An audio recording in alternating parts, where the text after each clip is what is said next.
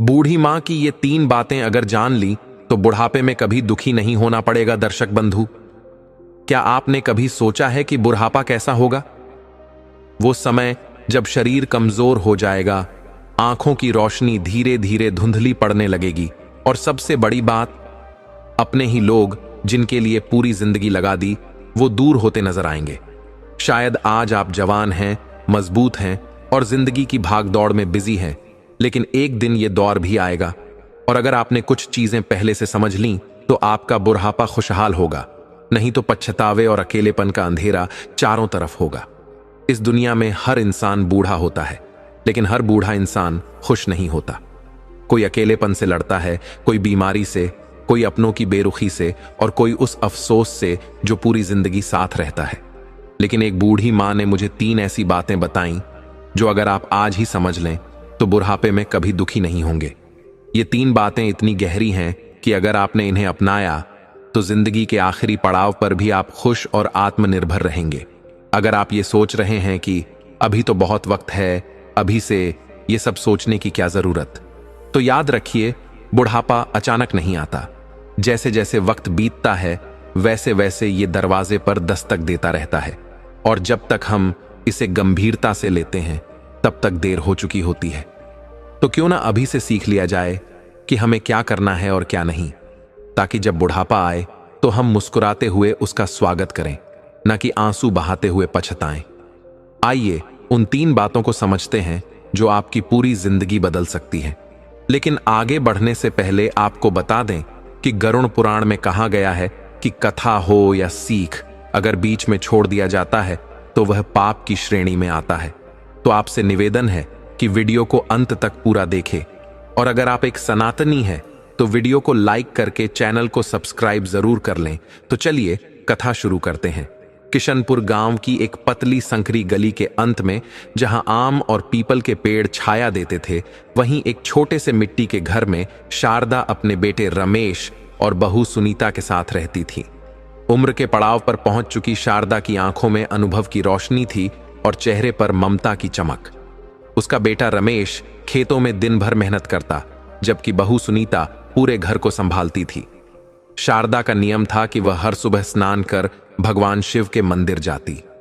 वहां गांव की अन्य महिलाओं से उसकी भेंट होती।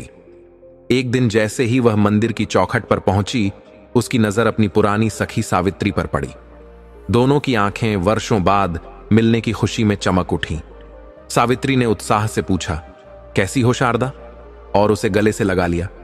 शारदा मुस्कुराई, अरे सावित्री, तुझे देखे तो कितने वर्ष बीत गए। सावित्री हंसते हुए बोली, तेरे घर तो अब बहू आ गई है, कैसी है वह? सेवा करती है ना? शारदा के चेहरे पर संतोष झलक उठा। मेरी बहू तो लाखों में एक है, घर के हर काम में निपुण है और मेरी इतनी सेवा करती है कि मुझे किसी चीज की कमी महसूस ही नहीं होती। सावित्री ने खुशी से पूछा, अच्छा, फिर तो तेरी किस्मत चमक गई। बहू को आए कितना समय हुआ? बस 2 महीने ही हुए हैं, लेकिन लगता है बरसों से मेरे साथ है। मैं शादी में नहीं आ सकी, भाई की तबीयत खराब थी। सावित्री ने अफसोस जताया। कोई बात नहीं, पर सच कहूं तो तू आती तो देखती कि मेरी बहू कितनी गुणवान है। रोज सुबह सबसे पहले गर्म चाय लाती है, दिन भर मेरी देखभाल करती है, रात को पहले मुझे खाना परोसती है, फिर खुद खाती है। सावित्री चकित थी। अरे वाह, अब तो तुझे किसी बात की चिंता नहीं करनी पड़ेगी। तू सच में सौभाग्यशाली है। शारदा ने मुस्कुराकर सिर हिलाया। सावित्री ने उसे गले लगा लिया। अब तो मैं भी तेरी बहू से मिलने आऊंगी। दोनों सहेलियों ने कुछ और बातें की, फिर सावित्री विदा हो गई। मंदिर से लौटते समय शारदा के मन में एक अजीब हलचल थी। वह अपनी बहू की खूब तारीफ कर रही थी, लेकिन अचानक उसके मन में एक सवाल उठा, क्या सच में उसकी बहू उतनी ही अच्छी है जितनी वह समझती है? यह सवाल उसके भीतर उमड़ने लगा। गांव की पगडंडी पर चलते हुए उसने सोचा, जल्दी घर पहुंचना चाहिए। जैसे जैसे वह घर के पास आई, दिल की धड़कन तेज हो गई। घर में कदम रखते ही बहू सुमन तीखे स्वर में बोली, आ गई महारानी, इतनी देर कहां थी? शारदा को इस रूखे व्यवहार की उम्मीद नहीं थी, फिर भी शांत स्वर में बोली, बेटा, रास्ते में सावित्री मिल गई थी, बातें करते समय का पता ही नहीं चला। सुमन व्यंग्य से हंसी, अच्छा, बाहर जाकर मेरी बुराई कर रही थी। शारदा चौंक गई, उसकी आंखों में दुख भर आया। नहीं बहू, मैंने कुछ नहीं कहा, सुमन ने रूखे स्वर में कहा। बड़ी आई सफाई देने। खैर, जल्दी से खाना खा लो। थकी हुई शारदा चुपचाप खाने बैठ गई। जैसे ही उसने थाली देखी, आंखें फटी रह गईं। बस 2 बासी रोटियां और थोड़ा सा नमक। अरे बहू, ये क्या? ये रोटी तो बासी है। और सब्जी कहां है? सुमन लापरवाही से बोली। सब्जी तो थी, मैंने और तेरे बेटे ने खा ली, कुछ बचा ही नहीं। ये रोटियां कल की हैं, फेंक देती तो बर्बादी होती। तुम्हारा बेटा दिन रात मेहनत करता है, उसे बासी रोटी नहीं दे सकती थी। शारदा की आंखें भर आईं। जिस बहू को वह अपना सौभाग्य मानती थी, आज उसकी असलियत सामने थी। सुमन तंज कसते हुए बोली, मैंने अपने मायके में कभी बासी रोटी नहीं खाई। अगर खाती तो पेट में दर्द हो जाता, इसलिए तुम्हारे लिए रख दी। अब जो है वही खा लो। इतना कहकर सुमन अपने कमरे में चली गई, जैसे कुछ हुआ ही नहीं। शारदा कुछ पल स्तब्ध बैठी रही। उसकी आंखों से आंसू गिर पड़े। वह थाली को देखती रही, लेकिन गले से निवाला नहीं उतर सका। उसका मन भारी हो गया। कभी वह अपनी बहू की तारीफ करते नहीं थकती थी, लेकिन आज वही बहू उसे रूखी बातें और रूखा भोजन परोस रही थी।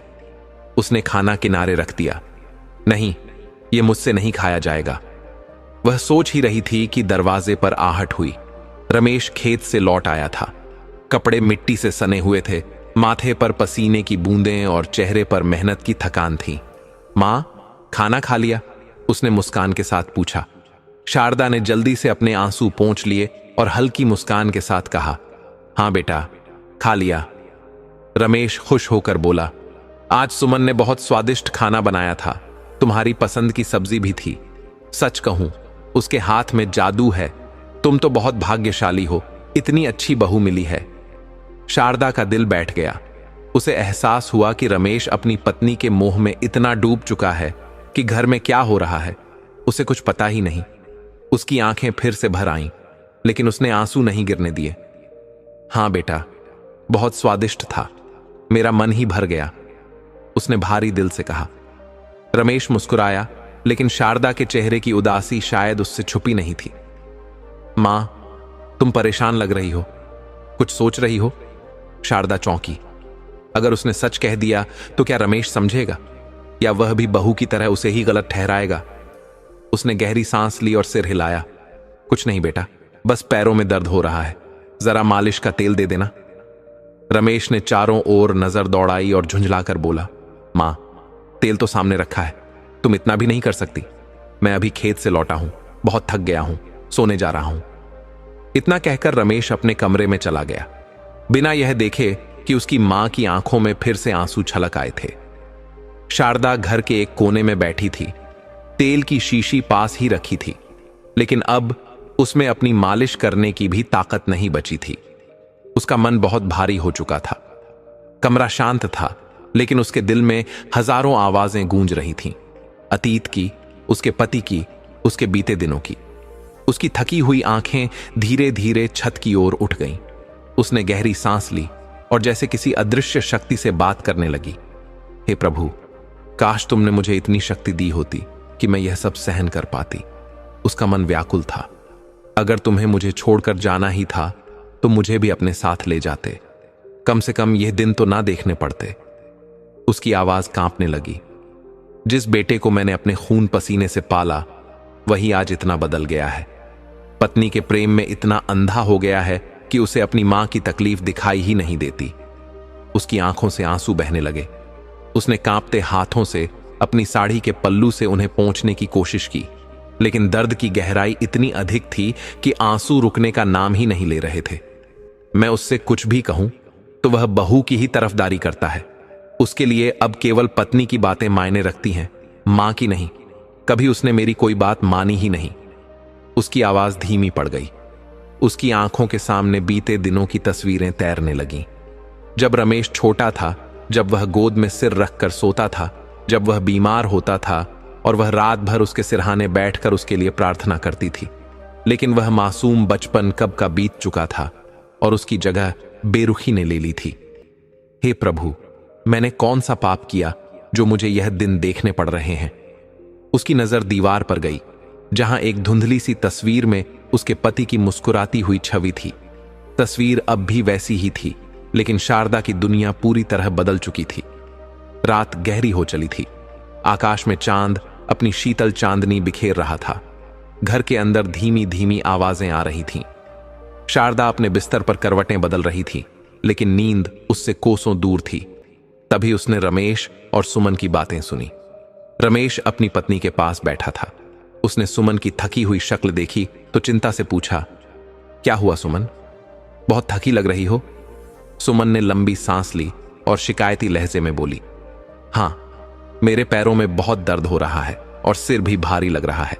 दिन भर घर के काम करके इतनी थक जाती हूं कि बस पूछो मत। रमेश ने सुमन के सिर पर प्यार से हाथ फेरा और बोला, अरे तुम इतना क्यों चिंता करती हो? मैं हूं ना तुम्हारा ख्याल रखने के लिए। आओ, मैं तुम्हारा सिर और पांव दबा देता हूं। तुम फिक्र मत किया करो, तुम्हें परेशान देखकर मैं भी बेचैन हो जाता हूं। सुमन ने और भी दुख भरे स्वर में कहा, घर का सारा बोझ मेरे ही सिर पर है। मांझी का भी ध्यान रखना पड़ता है, उनके खाने पीने का, उनकी दवाइयों का, और उसके बाद सारा घर संभालना भी मेरा ही काम है। मांझी को बस दिन भर आराम करना आता है, ये नहीं कि कभी मेरा हाथ ही बटा दें। रमेश ने सुमन के पैरों की मालिश करते हुए कहा, अरे छोड़ो ना मां को, वह तो आज हैं, कल नहीं। उनकी उम्र हो चली है। तुम अपनी सेहत का ध्यान रखो, यही सबसे जरूरी है। दरवाजे के उस पार शारदा यह सब सुन रही थी। उसकी आंखों से आंसू बहने लगे। उसका अपना बेटा, जिसे उसने अपनी गोद में खिलाया था, जिसके लिए उसने अपना पूरा जीवन समर्पित कर दिया था, आज उसी बेटे के मुंह से ये शब्द सुनने को मिल रहे थे। वाह रे मेरे लाल, जब मैंने तुझसे बस तेल लाकर देने को कहा था, तब तू थका हुआ था, सोने जा रहा था, लेकिन अपनी पत्नी के लिए तुझ में इतनी ताकत कहां से आ गई कि तू उसके पैर दबा रहा है? शारदा का मन चीत्कार कर उठा, लेकिन उसने अपनी पीड़ा को अपने ही भीतर समेट लिया। अब शिकायत करने का कोई अर्थ नहीं था। उसका अपना बेटा उसे एक बोझ समझ रहा था, और उसकी बहू, जिसे वह बहू नहीं बल्कि बेटी मान रही थी, वही उसे आराम तलब और बेकार समझ रही थी। वह चुपचाप दीवार के इस पार अपने बिस्तर पर लेटी रही। आंसू उसकी आंखों से बहते रहे, लेकिन उसे चुप कराने वाला कोई नहीं था। कमरे की छत को टकटकी लगाए देखते हुए उसने एक गहरी सांस ली और बुदबुदाई, क्या हर मां का अंत इसी अकेलेपन में होता है? सुबह का सूरज अभी पूरी तरह निकला भी नहीं था कि सुमन अपने कमरे में बैठी शीशे के सामने बाल संवार रही थी। उसके चेहरे पर एक अलग ही चमक थी, मानो किसी नई योजना को अंजाम देने की खुशी हो। तभी रमेश कमरे में आया और तकिए के पास बैठते हुए बोला, क्या बात है सुमन, आज सुबह सुबह इतनी खुश दिख रही हो? सुमन ने हल्की मुस्कान दी और नजाकत से कहा, सुनिए जी, आज मेरे दूर के रिश्तेदार के यहां शादी है। मुझे शादी में जाना है और मैं चाहती हूं कि वहां सबसे अलग और सबसे सुंदर दिखूं। रमेश ने हैरानी से पूछा, तो जाओ ना, इसमें इतनी बड़ी बात क्या है? सुमन ने नकली नाराजगी दिखाते हुए कहा, अरे ऐसे ही चली जाऊं? मुझे एक नई महंगी साड़ी चाहिए और कुछ नए गहने भी। मेरे पास बहुत कम गहने हैं, मैं शादी में ऐसे थोड़ी जाऊंगी। रमेश ने लंबी सांस ली और सिर खुजलाते हुए कहा, लेकिन सुमन, मेरे पास इतने पैसे नहीं हैं। तुम्हारे पास तो वैसे भी बहुत सारी साड़ियां हैं, उन्हीं में से कोई पहन लो। और वैसे भी ये शादी तुम्हारे दूर के रिश्तेदार की है, कोई खास नहीं। सुमन ने गहरी सांस ली और मायूस चेहरा बनाकर कहा, ठीक है, मत दिलाओ, मैं कोई पुरानी साड़ी पहन लूंगी। लेकिन सोच लो, शादी में इतने लोग होंगे, औरतें बातें बनाएंगी कि देखो रमेश अपनी पत्नी का कितना बुरा हाल किए बैठा है, और अगर मैं नई साड़ी और भारी गहने पहनकर गई तो लोग तुम्हारी ही तारीफ करेंगे कि देखो रमेश अपनी पत्नी को कितने ठाठ से रखता है। रमेश थोड़ी देर चुप रहा, वह असमंजस में था। सुमन ने उसके चेहरे के हाव भाव भांप लिए और धीरे से फुसफुसाई। अब रमेश के पास आकर धीरे से बोली, तुम्हें नहीं पता, लेकिन तुम्हारी मां के पास बहुत पैसे हैं। उन्होंने अलमारी में जरूर कुछ छिपा कर रखा है। वह कभी अपनी अलमारी की चाबी मुझे नहीं देती, इसका मतलब साफ है कि उसमें कुछ न कुछ जरूर रखा होगा। रमेश ने सिर हिलाया, मुझे नहीं लगता मां के पास इतने पैसे होंगे, और अगर होंगे भी तो वह आसानी से नहीं देंगी।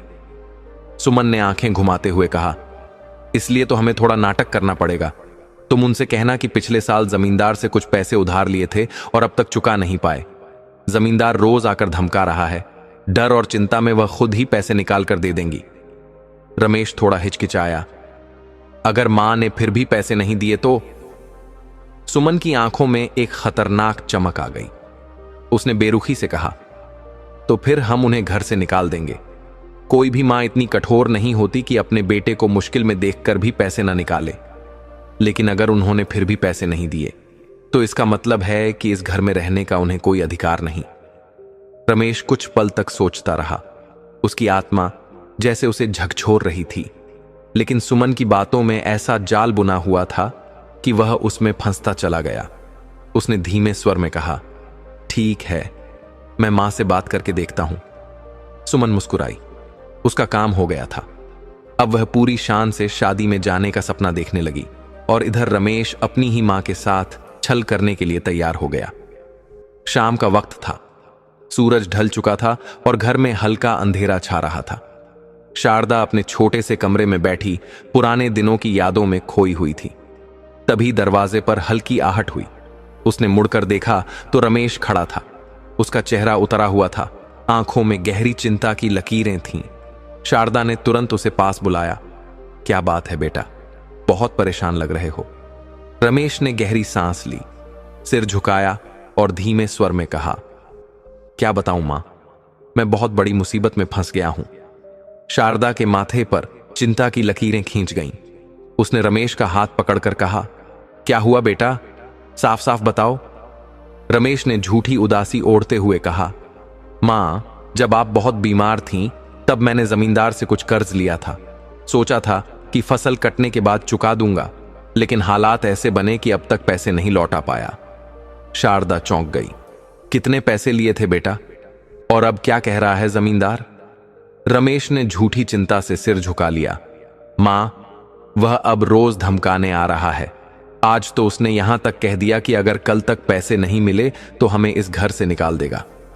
मैं क्या करूं मां, मेरी समझ में कुछ नहीं आ रहा। पहले ही इतने खर्चे हैं, घर का खर्च, आपकी दवाइयां, और ऊपर से इस साल फसल भी अच्छी नहीं हुई। कहां से लाऊं इतने पैसे? शारदा को जैसे गहरा आघात लगा। उसकी बूढ़ी आंखों में आंसू आ गए। हे भगवान, अगर घर चला गया तो हम कहां जाएंगे? कुछ देर तक सोचने के बाद उसने कांपते हाथों से अपनी अलमारी खोली और उसमें से अपनी संदूकची निकाली। उसे खोलते हुए उसकी आंखों में अपने स्वर्गीय पति की तस्वीर घूम गई। उसने जैसे अपने मन में कहा, तुमने यह पैसे इसलिए दिए थे कि मुश्किल वक्त में काम आए, और इससे बड़ा मुश्किल वक्त और क्या होगा। शारदा ने वह सारे पैसे रमेश के हाथों में रख दिए। बेटा, तुम्हारे पिताजी ने यह पैसे बुरे समय के लिए बचा कर रखे थे। इससे बुरा समय और क्या होगा? यह लो, और जमींदार का कर्ज चुका दो। ज्यादा तो नहीं है, लेकिन शायद तुम्हारी कुछ मदद हो जाए। रमेश ने पैसों को कसकर पकड़ लिया। उसने सिर झुका लिया, लेकिन यह अपराध बोध का झुकाव नहीं था, बल्कि अपने छल को छिपाने की कोशिश थी। रात को जब रमेश ने यह पैसे सुमन को दिए तो उसकी आंखें चमक उठीं। उसने पैसों को अपने हाथ में लेते हुए विजय मुस्कान दी और कहा, अब मजा आएगा, अब मैं शादी में सबसे खूबसूरत दिखूंगी। अगले दिन सुमन एक चमकती हुई महंगी साड़ी में तैयार हुई, गहनों से सजी, चेहरे पर गर्व और संतोष की मुस्कान ली। उसने आईने में खुद को निहारा और कहा, देखो कैसे चमक रही हूं, अब शादी में सबकी नजरें मुझ पर ही होंगी। उधर शारदा के कमरे में सन्नाटा पसरा था। वह बेबस होकर भगवान की मूर्ति के सामने बैठी थी और सोच रही थी, क्या सच में मैंने अपने बेटे की मदद की, या फिर अपने ही जीवन की बची खुची पूंजी किसी और की चमक धमक के लिए कुर्बान कर दी। कुछ दिनों तक सब कुछ सामान्य सा चलता रहा, लेकिन सुमन के मन में एक अजीब सी बेचैनी बनी हुई थी। हर बार जब वह शारदा को घर में देखती तो उसका मन क्रोध से भर उठता। उसे लगता कि यह बूढ़ी औरत उसके सुख और सपनों के रास्ते का सबसे बड़ा रोड़ा है। वह चाहती थी कि घर में केवल उसी का हुक्म चले, और इसके लिए उसे किसी भी तरह शारदा से छुटकारा पाना था। एक रात जब रमेश काम से लौटा और आराम करने लगा, सुमन उसके पास बैठ गई। उसने धीरे से कहा, सुनिए, मैं सच में बहुत परेशान हो गई हूं। इस घर में जब तक आपकी मां है तब तक हमें चैन नहीं मिलेगा। रमेश ने थकान भरी आवाज में कहा। अब क्या हुआ सुमन? सुमन ने गहरी सांस ली और अपने मन की बात कह डाली। आप ही बताइए, उनकी उम्र हो चुकी है, कब तक उनका बोझ उठाएंगे? उनकी दवाइयों में हर महीने इतने पैसे लग जाते हैं कि घर का बाकी खर्च ही नहीं चल पाता। अगर वह नहीं रहेंगी तो हमें यह सब झेलना नहीं पड़ेगा। रमेश ने हैरानी से उसकी ओर देखा। सुमन, ये कैसी बातें कर रही हो? सुमन झुंझला कर बोली। सच कह रही हूं, मैं तंग आ चुकी हूं। अगर इस घर में सुख चाहिए तो इस बूढ़ी औरत से छुटकारा पाना ही होगा। रमेश चुप हो गया। वह सुमन की बातों से असहज महसूस कर रहा था, लेकिन कुछ कह नहीं सका। अगले दिन दोपहर का समय था। शारदा आंगन में रखी कुछ चीजें समेट रही थी। तभी सुमन ने सोचा, आज ही इसे ऐसी सजा दूंगी कि रमेश का भरोसा पूरी तरह से मुझ पर आ जाए।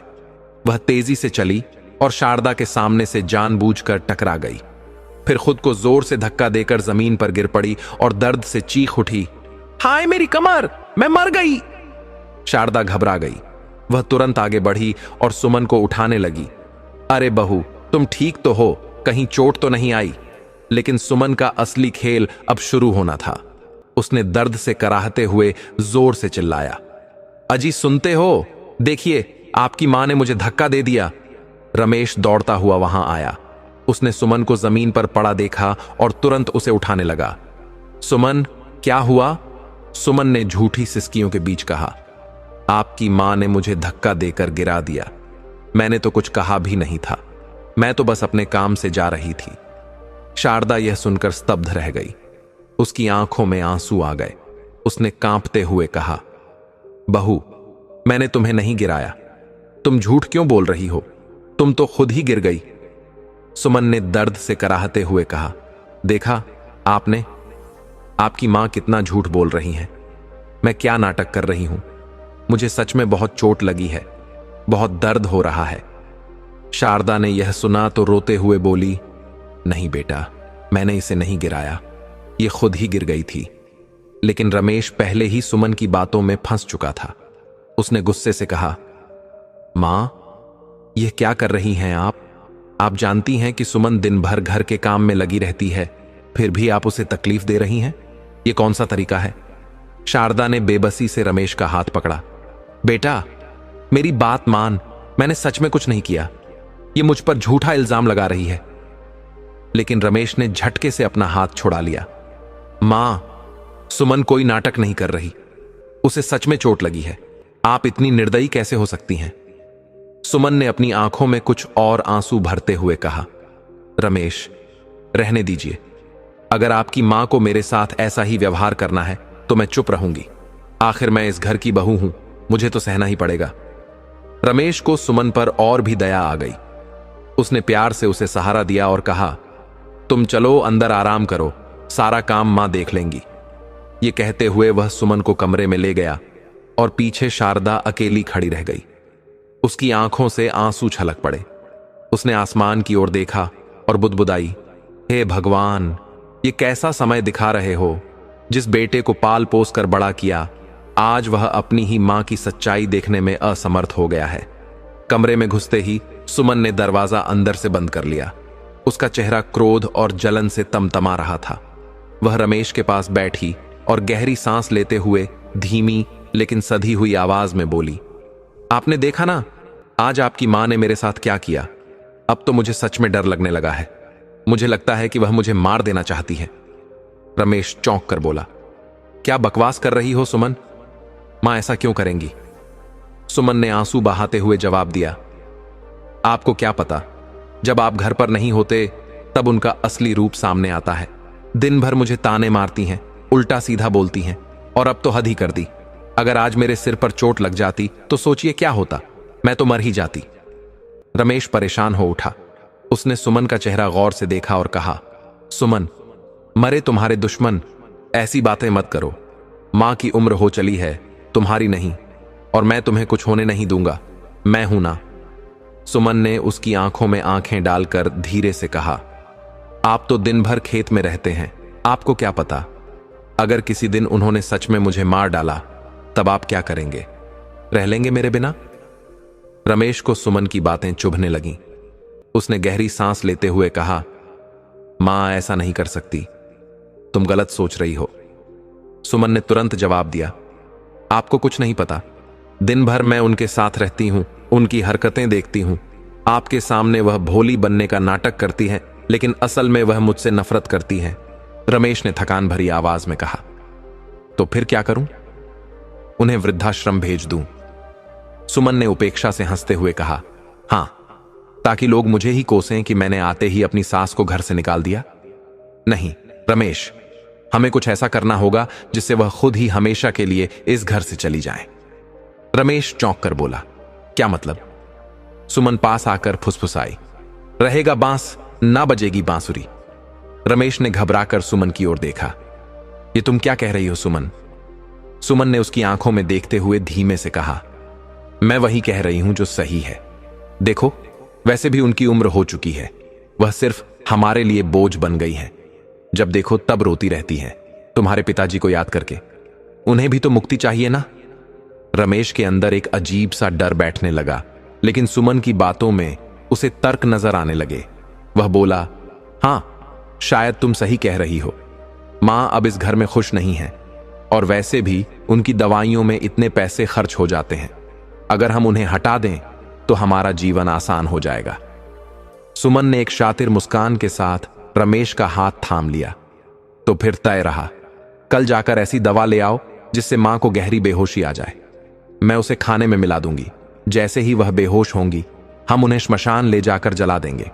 रात के समय वहां कोई नहीं जाता, किसी को पता भी नहीं चलेगा। रमेश अब पूरी तरह से सुमन के वश में था। उसने सिर हिलाते हुए कहा, ठीक है, ऐसा ही करते हैं। कमरे में एक अजीब सी शांति छा गई। बाहर चांद की हल्की रोशनी घर के आंगन में पड़ रही थी, लेकिन इस कमरे में अंधेरे की साजिशें पक रही थीं। शारदा को इस बात की जरा भी खबर नहीं थी कि जिन हाथों को उसने पाल पोस कर बड़ा किया, वही अब उसे इस दुनिया से मिटाने की तैयारी कर रहे थे। संध्या का समय था। घर में एक अजीब सी शांति पसरी हुई थी, मगर सुमन के चेहरे पर एक अजीब सी खुशी थी। आज की रात उसके लिए खास थी। आज उसके जीवन से शारदा हमेशा के लिए चली जाने वाली थी। रसोई से घी, मसालों और तली हुई पूरियों की खुशबू आ रही थी। सुमन ने खुद अपने हाथों से शारदा की पसंदीदा सब्जी और गर्मागर्म पूरी बनाई। थाली में प्रेम से सजाकर वह शारदा के पास आई और मीठी मुस्कान के साथ बोली, लीजिए मां जी, आज आपके लिए आपकी मनपसंद सब्जी बनाई है। मैंने सोचा आज आपको स्वादिष्ट खाना खिलाऊं। शारदा चौंक गई। आज तक जो बहू मुझे सूखी रोटी और बासी खाना देती थी, वह आज इतने प्यार से मेरा पसंदीदा भोजन परोस रही है। उसका मन शंका से भर उठा। उसे महसूस हुआ कि कुछ तो गड़बड़ है, मगर करे भी तो क्या? अगर वह आज खाना नहीं खाएगी तो कब तक भूखी रह पाएगी? उसने मन ही मन भोलेनाथ को याद किया। हे भोलेनाथ, मैंने सदा आपकी भक्ति की है।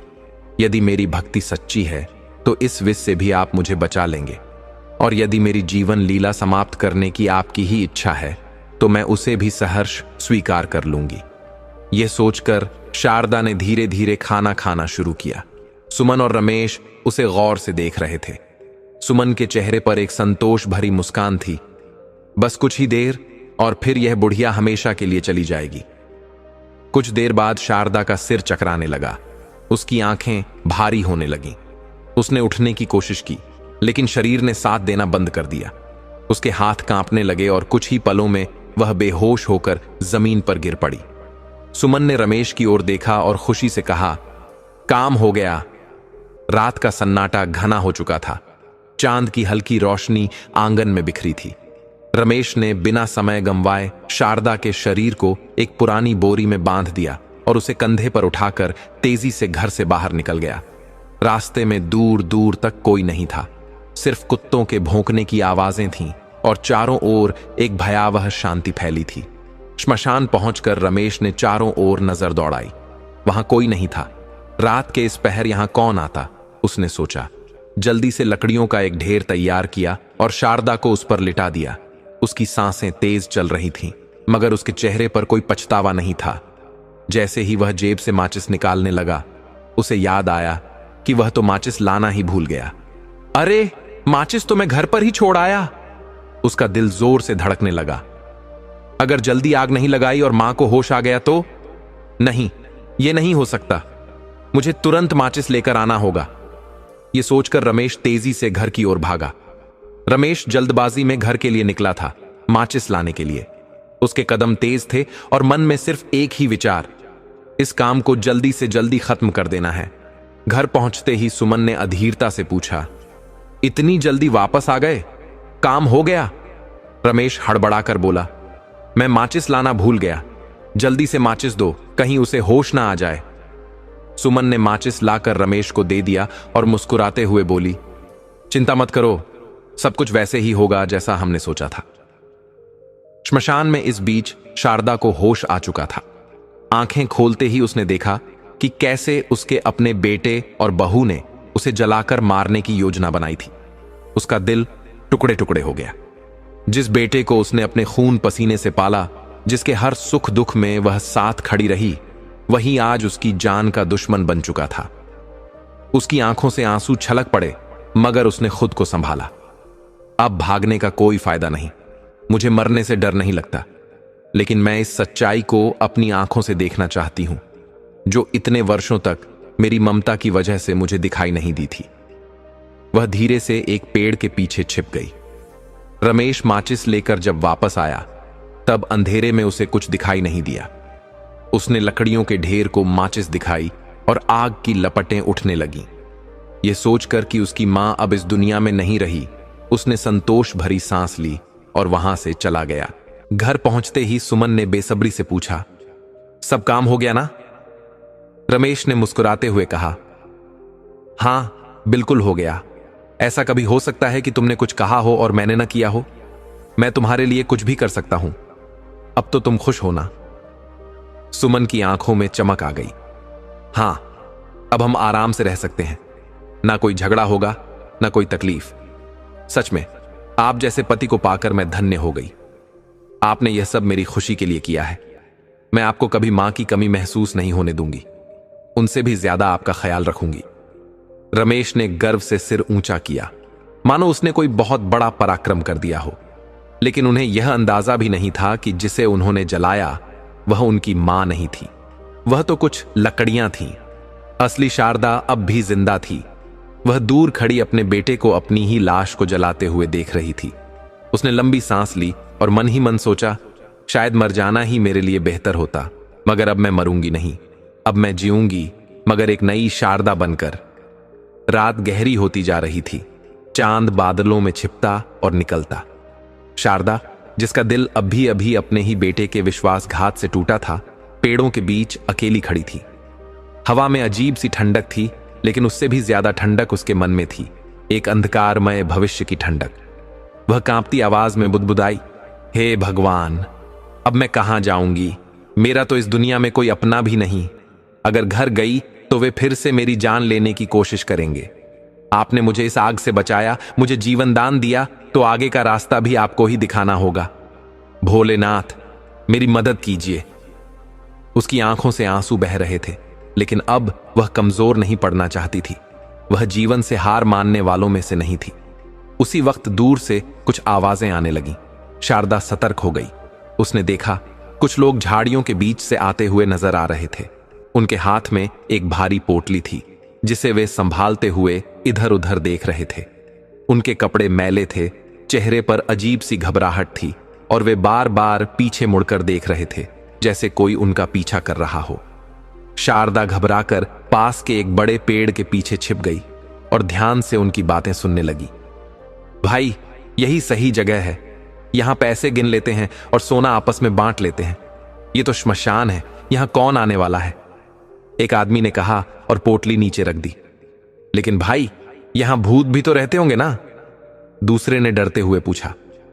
पहले वाले ने हंसकर कहा, अबे चुप, भूत वूत कुछ नहीं होता। ये सब लोगों को डराने की बातें हैं। लेकिन सुना है कि जो लोग पाप करते हैं उन्हें भूत सबसे पहले पकड़ते हैं।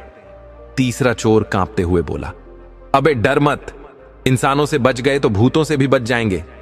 लेकिन उस चोर के मन में डर घर कर गया था। वह बार बार इधर उधर देख रहा था, जैसे कोई अज्ञात शक्ति उसे घूर रही हो। शारदा पेड़ के पीछे से यह सब सुन रही थी। अचानक एक विचार उसके मन में आया।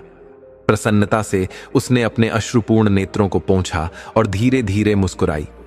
हे भोलेनाथ, आपका बहुत बहुत धन्यवाद। आपने मुझे रास्ता दिखा दिया। उसकी आंखों में अब एक नई चमक थी, एक नई उम्मीद। उसने अपनी कांपती उंगलियों को मुट्ठी में भींच लिया। अब इस धन की लालच में वे मेरी सेवा करेंगे, मेरी परवाह करेंगे।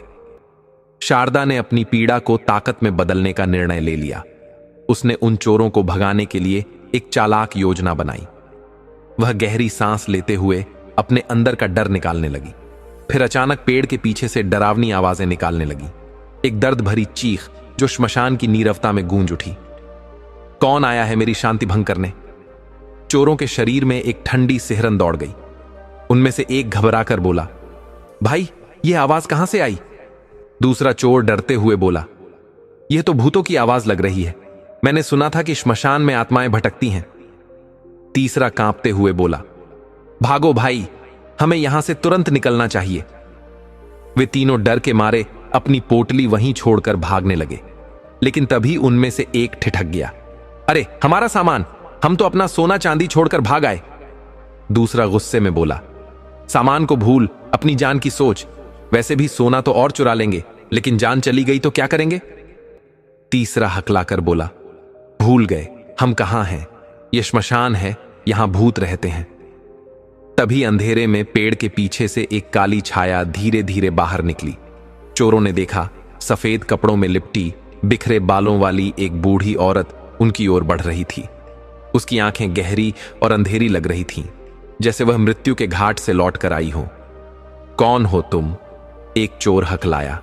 शारदा ने अपनी आवाज को और डरावना बनाते हुए कहा, तुमने मेरी शांति भंग कर दी, अब तुम यहां से जिंदा नहीं जा पाओगे।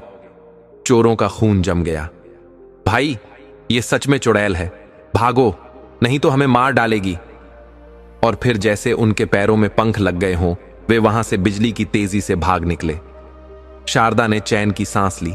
वह धीरे धीरे चोरों की छोड़ी हुई पोटली के पास गई और उसे उठा लिया। उसने पोटली को कसकर पकड़ते हुए सोचा, अब मुझे आज रात यहीं रुकना पड़ेगा। श्मशान से ज्यादा सुरक्षित जगह मेरे लिए इस वक्त और कोई नहीं।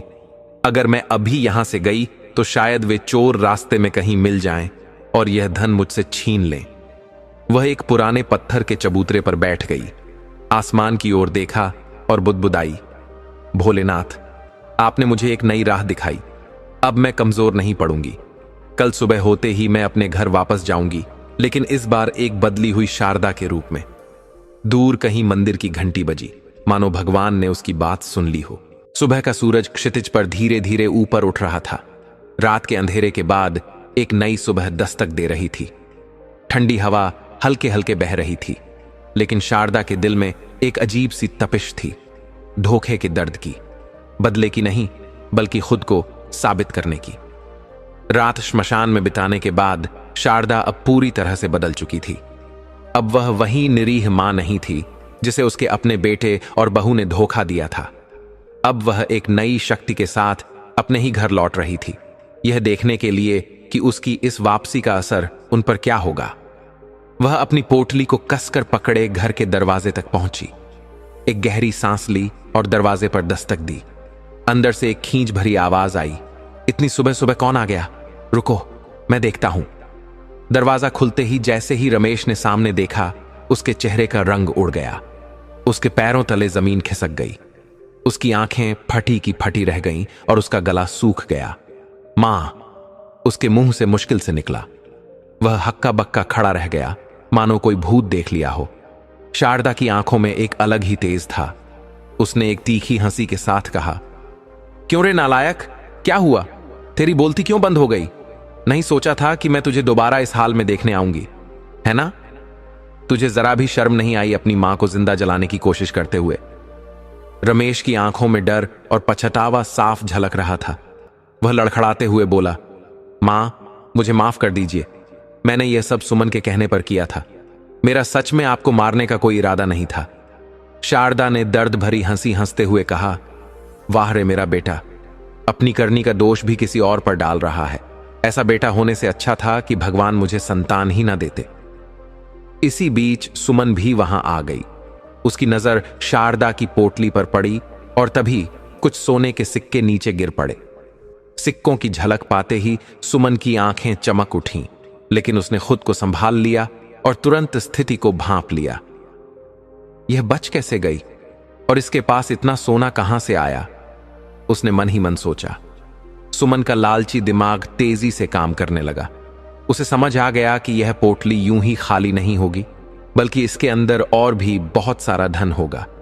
लेकिन अगर वह सीधा इस पर दावा करती तो शारदा उस पर भरोसा नहीं करती। उसे चालाकी से खेलना था। उसने तुरंत चेहरे पर पछतावे और मासूमियत का भाव लाया और तेजी से शारदा के पैरों में गिर गई। माँ जी, मुझे माफ कर दीजिए। मुझसे बहुत बड़ी गलती हो गई। मैं गुस्से में अंधी हो गई थी। मैंने जो किया वह अपराध नहीं बल्कि पाप था। कृपा कर मुझे माफ कर दीजिए। रमेश भी तुरंत उसके साथ गिड़गिड़ाने लगा। मां, हमें अपनी गलती का एहसास हो गया है।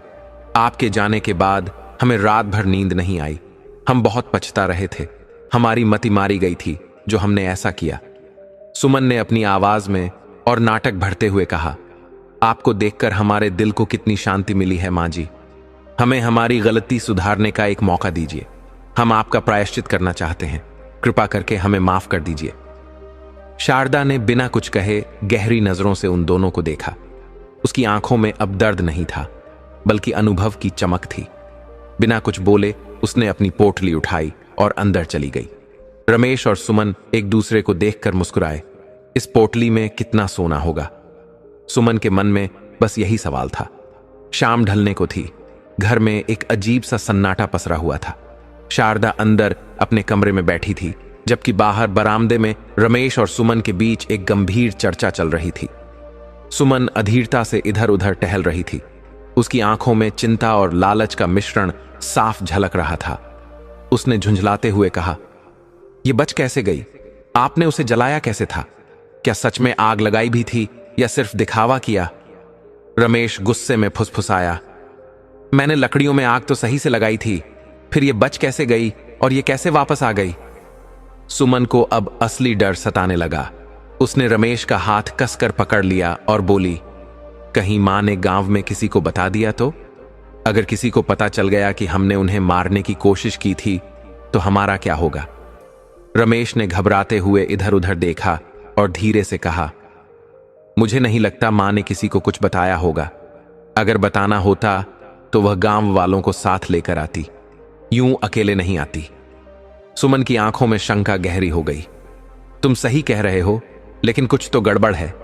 जब मां वापस आई तो उनके पास वह पोटली थी और उसमें से सोने के सिक्के गिरे थे। रमेश चौंक कर बोला, क्या? सोने के सिक्के? ये कैसे हो सकता है? मां के पास इतना धन कहां से आया? सुमन ने एक गहरी सांस ली और चालाकी से मुस्कुराई। यही तो सोचने वाली बात है। इसका मतलब पोटली में और भी धन होगा। मां की यह चुप्पी हमें एक बड़े राज्य की ओर इशारा कर रही है। रमेश को अब सुमन की बातों में दिलचस्पी आने लगी। तुम कहना क्या चाहती हो? सुमन धीरे धीरे रमेश के करीब आई और फुसफुसाई, हमें मां से वह पोटली निकलवानी होगी, लेकिन हम जानते हैं कि उन्होंने हमें माफ नहीं किया है। उनके दिल में अभी भी हमारे लिए अविश्वास है, इसलिए वह हमें यूं ही कुछ नहीं देने वाली। रमेश ने सहमति में सिर हिलाया। तुम सही कह रही हो, लेकिन हम उनसे वह धन कैसे निकलवाएंगे? सुमन ने एक कुटिल मुस्कान के साथ कहा, इसके लिए हमें मां के प्रति अपने व्यवहार को पूरी तरह बदलना होगा। हमें उन्हें यह विश्वास दिलाना होगा कि हमें अपनी गलती का एहसास हो गया है। रमेश ने उत्सुकता से पूछा, पर यह होगा कैसे? सुमन ने आंखें चमकाते हुए कहा, अब मैं मां की सबसे लाडली बहू बनूंगी। मैं उनकी इतनी सेवा करूंगी, इतनी देखभाल करूंगी कि वह हमारे पुराने किए हुए पापों को भूल जाएं। मैं उन्हें अच्छे अच्छे पकवान बनाकर खिलाऊंगी, उनकी जरूरतों का ध्यान रखूंगी और उनका दिल जीतने की कोशिश करूंगी। रमेश ने सुमन की योजना को सराहते हुए कहा, तुम बिल्कुल सही कह रही हो। मां को खुश करना तुम्हारा काम है। उन्हें हर पल यह महसूस कराना होगा कि अब हम बदल गए हैं। सुमन ने सिर हिलाया, मुझे पता है मुझे क्या करना है। मां को यह विश्वास दिलाना होगा कि अब हम वही पुराने और आज्ञाकारी बेटे बहू हैं, और जैसे ही हम उनका भरोसा जीत लेंगे, हमें पता चल जाएगा कि वह पोटली कहां से आई और उसमें कितना धन है। रमेश अब पूरी तरह सुमन की योजना से सहमत था। दोनों ने एक दूसरे की तरफ देखा और हल्की मुस्कान के साथ सिर हिलाया। अगली सुबह घर के वातावरण में एक अजीब सा बदलाव महसूस हो रहा था। जो सुमन कभी शारदा को आंखें दिखाया करती थी, आज वह उनके आगे पीछे घूम रही थी। माँ जी, मैंने गर्मा गर्म खाना लगा दिया है, आइए खा लीजिए, सुमन ने मीठी मुस्कान के साथ कहा। आपका मनपसंद खाना बनाया है, अब से रोज वही बनेगा जो आपको पसंद हो। शारदा ने अपनी थकी हुई आंखों से सुमन को देखा। उसकी आवाज में अब भी वही तीखापन था। उस दिन की तरह इसमें भी कहीं जहर तो नहीं मिला दिया। सुमन के चेहरे का रंग हल्का पड़ गया, लेकिन उसने तुरंत खुद को संभालते हुए भावुक स्वर में कहा, नहीं मां जी, उस दिन की गलती के लिए मैं बहुत शर्मिंदा हूं। लगता है आपने मुझे अब तक माफ नहीं किया। मुझ पर भरोसा कीजिए मां जी, मैंने सच में कुछ नहीं मिलाया। शारदा ने हल्की हंसी के साथ कहा, भरोसा और तुझ पर? बिल्कुल नहीं, पहले तू खा, तभी मैं खाऊंगी, और हां, मेरी थाली में से ही खाना। सुमन को जैसे यह सुनकर बिजली का झटका लगा, लेकिन उसने स्थिति को संभालते हुए थाली में से 2 निवाले उठाए और खाते हुए बोली, देखा मां जी, मैंने खा लिया, अब तो आप मुझ पर भरोसा करेंगी ना? शारदा ने बिना कोई जवाब दिए थाली की ओर हाथ बढ़ाया और खाना खाने लगी। उसकी आंखें सुमन पर ही टिकी थीं, जैसे उसकी हर हरकत को परख रही हो। शाम ढल चुकी थी। घर के आंगन में हल्की ठंडक थी। रमेश काम से लौटा और दरवाजे के अंदर आते ही शारदा की ओर बढ़ा। कैसी हो मां? उसने बनावटी चिंता दिखाते हुए पूछा। आराम कर रही हो ना? तबीयत तो ठीक है? शारदा ने हल्की हंसी के साथ कहा, भोलेनाथ की कृपा से एकदम स्वस्थ हूं बेटे, कोई जरूरत नहीं मुझे किसी की मदद की। रमेश थोड़ा सकपका गया, लेकिन उसने हिम्मत जुटाकर कहा, मां, तुम्हारे घुटनों में दर्द तो नहीं हो रहा? कहो तो मैं मालिश कर दूं? शारदा ने उसकी आंखों में सीधे झांका। यह वही बेटा था जो कल ही उसे मौत के मुंह में धकेलने को तैयार था और आज उसकी सेहत की चिंता कर रहा था। कोई जरूरत नहीं बेटे, उसने सपाट स्वर में कहा, जा तू जाकर खाना खा ले। रमेश ने सुमन की ओर देखा। सुमन, मां ने खाना खा लिया? सुमन ने तुरंत जवाब दिया, हां, मां कब का खा चुकी हैं, आप भी खाना खा लीजिए। रमेश ने सिर हिलाया और गंभीर स्वर में कहा, और हां सुमन, मां को हमेशा सबसे पहले खाना देना, उन्हें दवाई भी खानी होती है। मेरी मां को किसी भी तरह की तकलीफ नहीं होनी चाहिए। फिर उसने जेब से अपना बटुआ निकालते हुए कहा, मां की दवाइयों की पर्ची निकालकर मुझे कल दे देना, मैं शहर जाकर लेता आऊंगा। सुमन ने आज्ञाकारी बहू की तरह सिर झुका लिया। जी ठीक है। शारदा यह सब चुपचाप देख रही थी। जिस बेटे को कभी उसकी तकलीफों से कोई फर्क नहीं पड़ता था, वह अब उसकी चिंता कर रहा था। जो बहू उसे घर से निकालने पर आमादा थी, वह आज उसकी सेवा में जुटी थी। उसे पता था कि यह सब सिर्फ एक दिखावा है, एक नया नाटक जो एक बड़े स्वार्थ से प्रेरित था। रात का सन्नाटा घर में गहरा चुका था।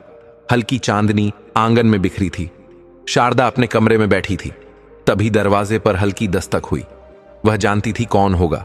दरवाजे पर वही सुमन खड़ी थी जिसने कल ही उसे मरने के लिए छोड़ दिया था।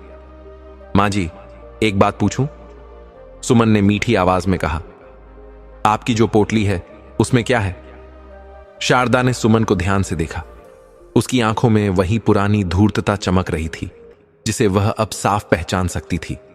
उसने एक गहरी सांस ली और मुस्कुराते हुए बोली, वह एक राज है जो समय आने पर ही बताऊंगी। सुमन को जैसे निराशा हुई, लेकिन उसने इसे जाहिर नहीं होने दिया। मां जी, अब इतना राज मत बनाइए, मुझे भी तो बताइए। तू जा यहां से, जाकर सो जा, शारदा ने टालते हुए कहा। सुमन बुझे मन से कमरे से बाहर आई और बड़बड़ाने लगी, मां जी कुछ बताने को तैयार ही नहीं है और पोटली चुराने का कोई मौका भी नहीं मिल रहा। लगता है मुझे और धैर्य रखना होगा, अभी और सेवा करनी पड़ेगी, तभी तो वह खुद बताएंगी कि पोटली में क्या है। अगली सुबह सुमन फिर से अपनी नई चालाकी के साथ हाजिर थी।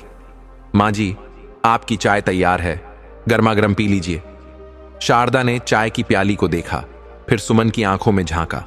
उसने हल्के से हंसते हुए कहा, पहले तू पीकर बता, फिर मैं पीऊंगी। सुमन थोड़ा चौंकी। माँ जी, आप मेरी जूठन पिएंगी? शारदा ने तीखी नजरों से उसे देखा और सख्त लहजे में बोली, हाँ पी लूंगी। जहर पीने से अच्छा है कि तेरी जूठन ही पी लूं, कम से कम जिंदा तो रहूंगी। सुमन के चेहरे पर कुछ पलों के लिए खामोशी छा गई। फिर उसने जबरन मुस्कान के साथ चाय का एक घूंट पिया और बोली, देखिए कुछ नहीं मिला है इसमें, अब तो पी लीजिए। शारदा ने चुपचाप चाय का प्याला उठाया और एक घूंट लिया। उसके चेहरे पर कोई भाव नहीं थे, लेकिन दिल ही दिल में वह इन नए नाटकों को देख रही थी। दिन बीतते गए और शारदा की सेवा जारी रही। समय पर गर्म खाना, दवाई, आरामदायक बिस्तर। जो बेटे बहू कल तक उसे घर से निकाल देना चाहते थे, वही आज उसकी जी जान से देखभाल कर रहे थे। लेकिन शारदा मूर्ख नहीं थी। वह अच्छे से जानती थी कि यह सब सेवा क्यों हो रही है। वह समझती थी कि इन्हें मुझसे कोई लगाव नहीं, बस इस पोटली का लालच है, वरना यही लोग मुझे जिंदा जलाने को तैयार थे। दिन बीतते जा रहे थे। अब सुमन का धैर्य जवाब देने लगा था। वह हर रोज शारदा की सेवा करती, मीठे बोल बोलती, पर उसका मन बस एक ही चीज में अटका था, वह रहस्यमय पोटली। आखिर उसमें ऐसा क्या था जिसे लेकर मांझी इतनी सतर्क रहती थी? उस दिन सुमन ने तय कर लिया कि अब और इंतजार नहीं। वह शारदा के पास पहुंची और धीरे से बोली, मां जी, अब तो बता दीजिए, आखिर इस पोटली में क्या है? क्या अब भी आपको हम पर भरोसा नहीं? शारदा ने सुमन की आंखों में देखा। वहां अभी भी वही पुरानी लालसा चमक रही थी, जिसे वह अब पहचानने लगी थी। कुछ पलों तक शांति रही।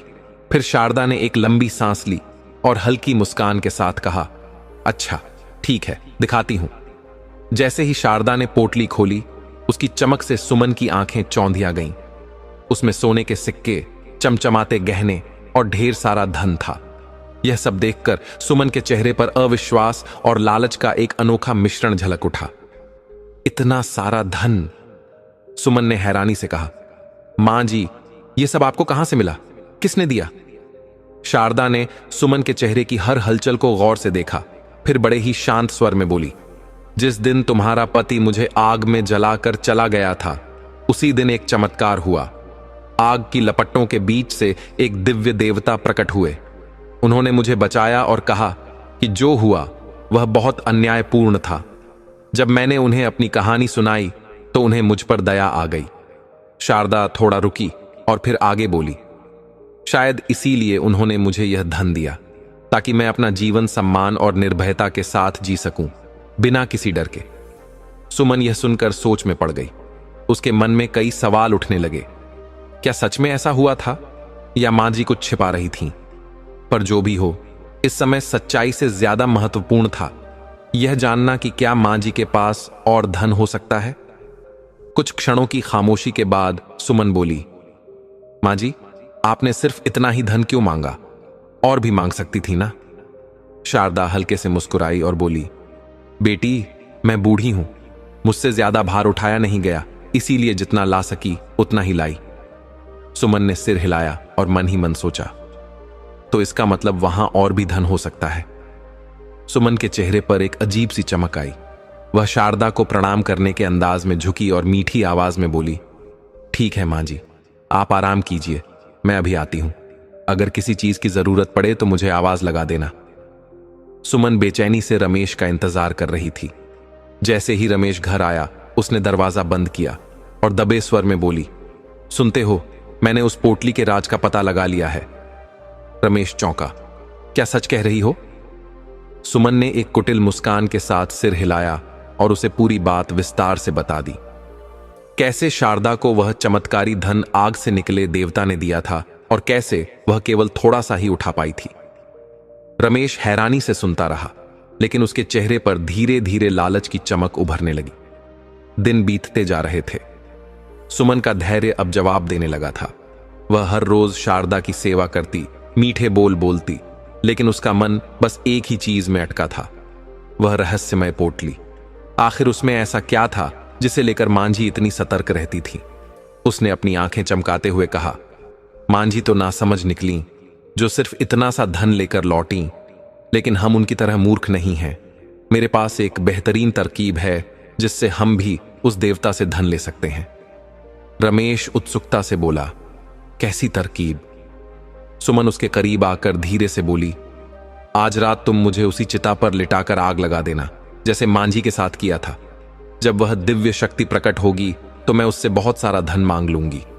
फिर जैसे ही धन मिल जाएगा मैं वापस आ जाऊंगी। रमेश थोड़ा घबराया, पर यह बहुत खतरनाक है। अगर सच में कुछ गलत हो गया तो? सुमन हंस पड़ी। अरे, तुम बेवजह डर रहे हो। अगर मांझी को वह शक्ति बचा सकती थी तो मुझे भी जरूर बचा लेगी। रमेश सोच में पड़ गया, लेकिन फिर सुमन की अगली बात सुनकर उसकी शंकाएं भी खत्म हो गईं। सुमन ने गहरी सांस ली और धीमे स्वर में कहा, सोचो, जब मेरे पास ढेर सारा धन होगा तो तुम्हें खेतों में खटने की जरूरत नहीं पड़ेगी। हमें किसी के सामने हाथ फैलाने की जरूरत नहीं होगी। और सबसे बड़ी बात, इस बूढ़ी औरत की सेवा से भी मुक्ति मिल जाएगी।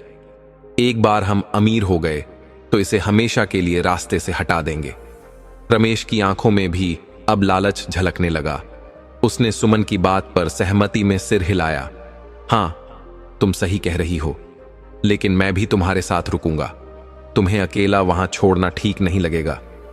सुमन ने उसकी ओर गंभीरता से देखा और बोली, नहीं, मांझी वहां अकेली थीं, इसलिए वह शक्ति आई। अगर तुम्हें वहां देखकर देवता को शक हो गया तो सारा धरा बेकार चला जाएगा। मुझे अकेले ही जाना होगा।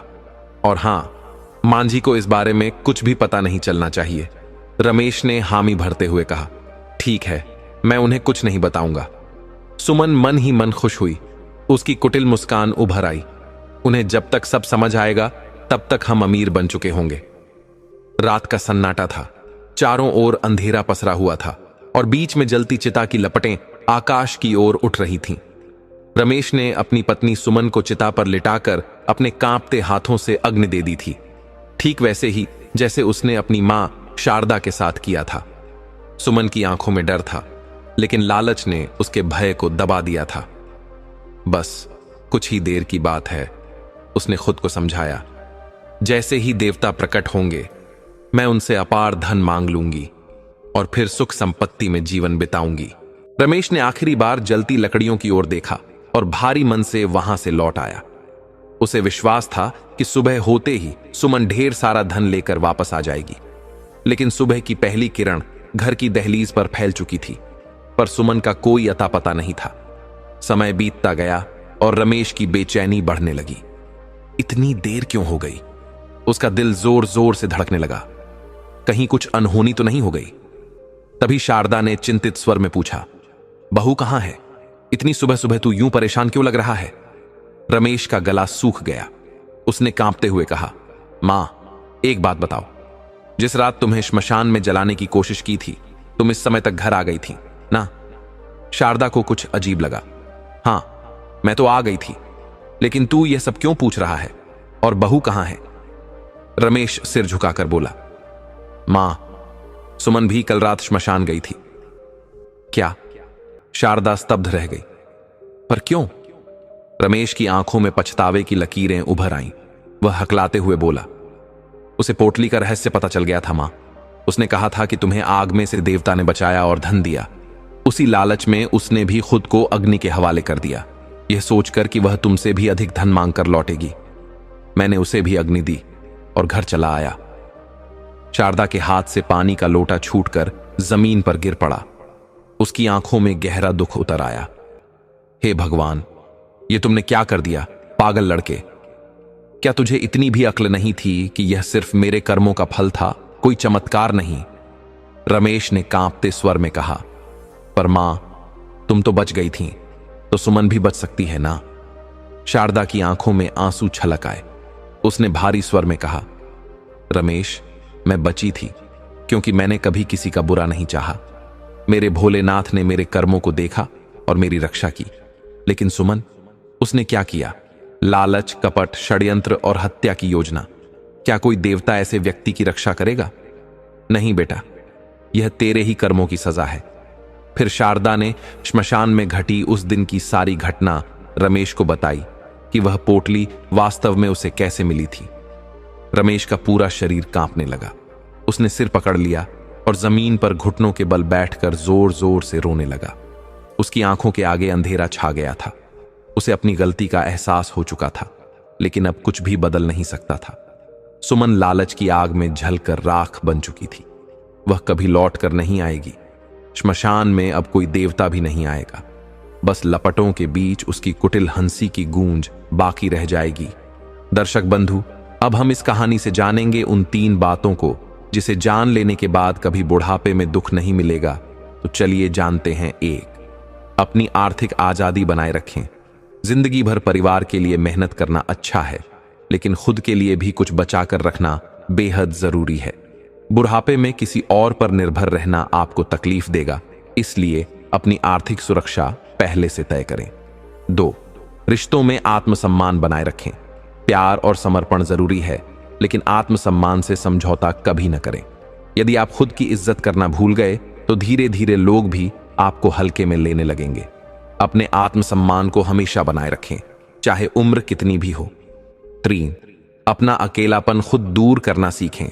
बुढ़ापे में अकेलापन सबसे बड़ा दर्द बन सकता है, इसलिए अभी से खुद को मानसिक रूप से मजबूत बनाएं, अपने शौक विकसित करें और ऐसी जिंदगी जिएं जिसमें दूसरों की जरूरत कम से कम पड़े।